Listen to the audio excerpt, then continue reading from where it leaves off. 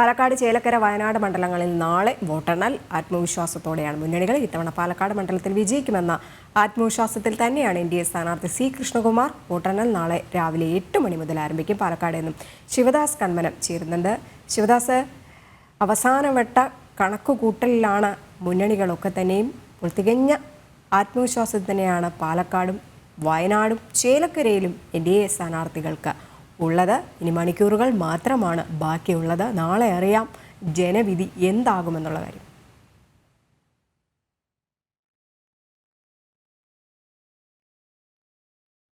വലിയ ആത്മവിശ്വാസത്തിൽ തന്നെയാണ് സ്ഥാനാർത്ഥികളെല്ലാം തന്നെ ഉള്ളത്. പ്രത്യേകിച്ച് പാലക്കാട് നിയമസഭാ മണ്ഡലം NDAക്ക് സാധ്യതയുള്ള ഒരു മണ്ഡലം കൂടിയാണ്. ഇവിടെ പോളിംഗ് കഴിഞ്ഞപ്പോൾ വലിയ സാധ്യത തന്നെയാണ്. അത്തരം കണക്ക് കൂട്ടലിലും കൂട്ടിക്കിഴിക്കലും ഒക്കെ തന്നെയായി സ്ഥാനാർത്ഥികൾ ഇപ്പോൾ കഴിഞ്ഞ ദിവസങ്ങളിലെല്ലാം തന്നെ ഇത്തരത്തിലുള്ള യോഗങ്ങളായിരുന്നു നടന്നത്, അവലോകന യോഗങ്ങളായിരുന്നു നടന്നത്. പാലക്കാട് നിയമസഭാ മണ്ഡലത്തെ സംബന്ധിച്ച് കഴിഞ്ഞ തവണ വളരെ ചെറിയ വോട്ടിന്റെ ഭൂരിപക്ഷത്തിൽ മാത്രമാണ് UDFന് ഈ ഒരു മണ്ഡലം നിലനിർത്താൻ കഴിഞ്ഞത്.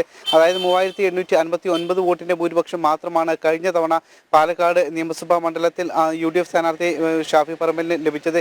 ഇത്തവണ ഇതെല്ലാം ഇത്തരം പ്രശ്നങ്ങളെല്ലാം തന്നെ മറികടന്ന് വലിയൊരു പ്രചാരണം തന്നെയാണ് NDAയുടെ ഭാഗത്തു നിന്നും ഉണ്ടായത്. പാലക്കാട് നഗരസഭ ഭരിക്കുന്നത് NDA ആണ്, BJP ആണ് ഭരിക്കുന്നത്. 28 കൗൺസിലർമാരാണ് നഗരസഭയിൽ ഉള്ളത്. അതുമാത്രമല്ല, ഈ തവണ തെരഞ്ഞെടുപ്പിൽ ഏറ്റവും കൂടുതൽ പോളിംഗ് നടന്നതും ഈ പാലക്കാട് നിയമസഭാ മണ്ഡലത്തിൽ ഏറ്റവും കൂടുതൽ പോളിംഗ് നടന്നതും നഗരസഭയിൽ തന്നെയാണ്. 71% കൂടുതൽ പോളിംഗ് ഈ നഗരസഭയിൽ മാത്രം നടന്നിട്ടുണ്ട്. 70% കൂടുതലാണ് പിരായിരി, മാത്തൂർ, കണ്ണാടി പഞ്ചായത്തിൽ നടന്നത്.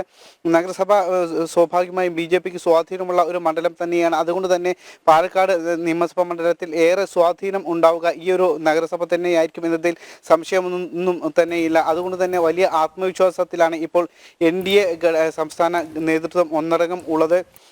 എന്തായാലും പിരായിരി, മാത്തൂർ പഞ്ചായത്തിൽ അല്പം മേധാവിത്വം UDFനാണ് ഉള്ളത്. പക്ഷേ ഇവിടെ കഴിഞ്ഞ തവണത്തേക്കാൾ പോളിംഗ് കുറഞ്ഞത് UDF ക്യാമ്പിനെ ആശങ്കപ്പെടുത്തുന്നുണ്ട്. അതോടൊപ്പം തന്നെ കണ്ണാടി പഞ്ചായത്തിൽ അല്പം മേധാവിത്വം CPMനാണ് ഉള്ളത്. പക്ഷേ ഇവിടെയും പോളിംഗ് ശതമാനം കുറഞ്ഞിട്ടുണ്ട്. അതുമാത്രമല്ല, നിലവിൽ ഈ പഞ്ചായത്തുകൾ പ്രധാനമായും കർഷക കേന്ദ്രീകൃത പഞ്ചായത്തുകൾ കൂടെയാണ്.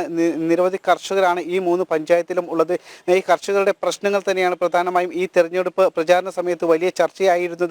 സംസ്ഥാന സർക്കാരിനെതിരെ രൂക്ഷമായ ഒരു വികാരം കർഷകരുടെ ഭാഗത്തു നിന്നും ഉണ്ടായിരുന്നു. നെല്ല് കൂട്ടിയിട്ടത് അടക്കം സർക്കാർ സംഭരിച്ചിരുന്നില്ല. ഇതടക്കം വലിയ ചർച്ചാ വിഷയം തന്നെയായിരുന്നു. ഇതെല്ലാം തന്നെ NDAക്ക് അനുകൂലമാകാനുള്ള ഒരു സാധ്യതയുണ്ട്. കാരണം കേന്ദ്ര സർക്കാർ താങ്ങുവില വർദ്ധിപ്പിക്കുമ്പോഴും സംസ്ഥാന സർക്കാർ ഈ താങ്ങുവിലക്ക് ആനുപാതികമായി ഇവിടെ കുറയ്ക്കുന്ന ഒരു സാഹചര്യം ആണ് ഉണ്ടായത്. അതോടൊപ്പം തന്നെ നിരവധി വികസന പ്രശ്നങ്ങൾ അറിയാം ആര് വാഴും ആര് വീഴും എന്നൊക്കെയുള്ള എന്തായാലും സമഗ്ര കവറേജുമായി നാളെ രാവിലെ മുതൽ ജന TV സംഘവുമുണ്ട്. വിശദമായ റിപ്പോർട്ടുകളും കാണാം ജന TVയിലൂടെ.